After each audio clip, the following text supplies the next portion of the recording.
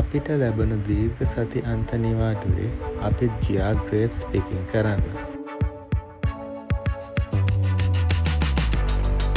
මේක තියෙන්නේ වෙස්ටර්න් ඕස්ට්‍රේලියා වල ටිකක් උතුරු පැත්තට වෙන්න.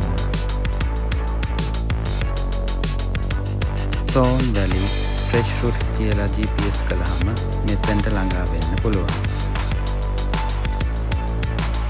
අපි මෙතෙන්ට එද්දී උදේ 11 වගේ වුණා. ග්‍රේප්ස් පිකින් සීසන් එක එන්නේ සමය එකේ නිසා මෙතෙන්ට පුළුවන් තරම් උදෙන් එන්න පුළුවන් නම් ඒක පහසුයි. වාහනේ පාක් කරගන්න ඕන තරම් ඉඩ තියෙනවා. ඊට පස්සේ අපි එන්ට්‍රන්ස් එකෙන් ඇතුල් වෙද්දිම අපිට නිදි ටික එකතු කරගන්න කාඩ්බෝඩ් බාස්කට් එකක් ලබා දෙනවා.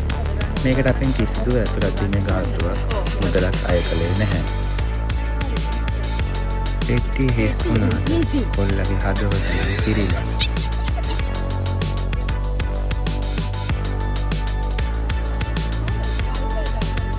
මේකේ පරිපාලනය හරි ලස්සනට මේකේ තියෙන එක මිඩි වෙරයිටිස් වෙන් වශයෙන් එක සෝන් වල ස්ථානගත කරලා තියෙනවා.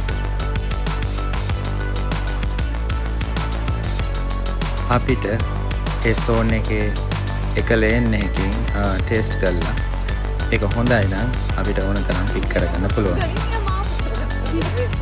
මේ විදිහට අපි සෑහෙන දුරට ටෙස්ට් කරලා බාස්කට් එකෙන් භාගයක් විතර පුරව ගත්තා. මේක තියෙන්නේ පර්ත් එයාපෝට් එක ළඟම නිසා පාතින් ප්ලේන්ස් යනවා බලා ගන්නත් පුළුවන්. නැවතත් අපූර්ව ස්ථානයකින් හමු වන තුරු ඔබ සැමට ජය.